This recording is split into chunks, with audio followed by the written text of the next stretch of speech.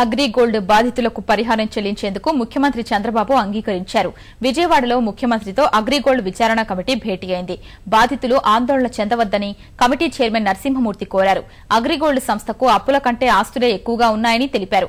2-3 నెలల్లో ఖాతాదారులకు పరిహారం చెల్లిస్తామని హామీ ఇచ్చారు.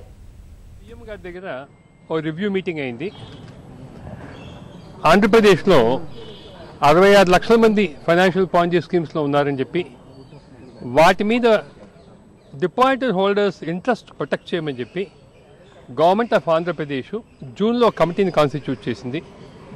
ఆ కమిటీ ఇప్పటికి 5 సార్లు కలిసి ముఖ్యంగా ఎక్కువ డిపాజిటర్స్ హోల్డర్స్ మనీ ఇన్వాల్వ్ అయిన అగ్రిగోల్డ్ మీద కాన్సన్ట్రేట్ చేసింది.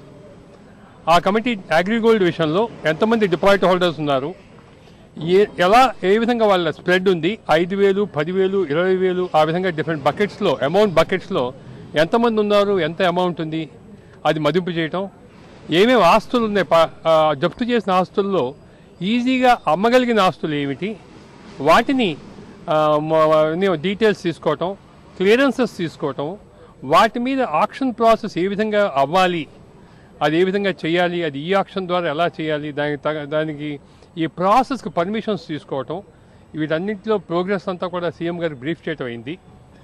ఆయన ఈ ప్రాసెస్ని ఆయన సజెషన్స్ మనం తీసుకుని ఇప్పటికి ముందుకి నెక్స్ట్ 1 or 2 monthsలో ఒక స్టేజ్కి వస్తుంది ప్రాసెస్. అంటే ఆక్షన్ చేసి డిపాజిట్ హోల్డర్స్ అందరికి కూడా ఫస్ట్ వచ్చిన డబ్బుని బట్టి ముందు 5,000, 10,000, 20,000 ఆ విధంగా అందరికీ ఇస్తూ పోయి ఇష్యూ సెటిల్ చేద్దామని ఇదే ఆలోచన. ఈ మొత్తం ఈ ప్రాసెస్ని సీఎం గారి దగ్గర బ్రీఫ్ చేసి ఇవాళ ఆయన దగ్గర సజెషన్స్ తీసుకున్నాం. అది వాళ్ళ అయిన మీటింగ్ సారాంశం. అగ్రిగోల్డ్లో మొత్తం 32 లక్షల మంది డిపాజిటర్స్ హోల్డర్స్ ఉన్నారు. వీటిలో 19 లక్షల చిల్లర ఆంధ్రప్రదేశ్లోను, ఆ విధంగా వేరే స్టేట్స్లో ఉన్నారు. అదనమాట. మొత్తం 6,800 కోట్లు లైబిలిటీస్ ఉన్నాయండి. 6,800 crores. ఆస్తులు మాకు వచ్చిన లెక్క ప్రకారం మోర్ దెన్ డిపాజిట్ హోల్డర్స్ కంటే కూడా అమౌంట్ కంటే కూడా ఆస్తి ఎక్కువ ఉండొచ్చు. అధోపక్షం రిజిస్ట్రేషన్ వాల్యూలోనే 7,000 కోట్ల దాకా ఆస్తులు ఉండొచ్చు. మరి ఆక్షన్లో అంతకంటే ఎక్కువ వచ్చే అవకాశం ఉంది. అంటే మిగతా సంస్థలు 1 by 1 టేకప్ చేస్తాం. ఎందుకంటే అవి చిన్న సంస్థలు, అమౌంట్స్ కూడా తక్కువ ఉన్నాయి. మాకు వచ్చిన లెక్క ప్రకారం మిగతా సంస్థల్లో అప్పుల కంటే ఆస్తులు తక్కువ ఉన్నాయి. అందుకని మిగతా వాటిలో కొంచెం కష్టం. అంటే ఫస్ట్ ఈ కాన్సన్ట్రేషన్ చేసి పెద్ద అమౌంట్ పెద్ద డిపాజిట్ హోల్డర్స్ కాన్సన్ట్రేట్ చేసి ఇది అవ్వగానే మిగతా కూడా టేకప్ చేస్తాం.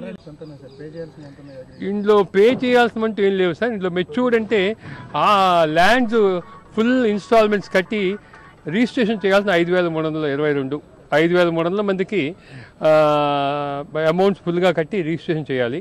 మిగతా వాళ్ళు సగం పావు ఇన్స్టాల్మెంట్స్ కట్టిన వాళ్ళు, ఫుల్గా కట్టిన వాళ్ళు కాదు. వాళ్ళందరికీ కూడా డిపాజిట్ అమౌంట్స్ రిఫండ్ చేయాల్సి వస్తుంది.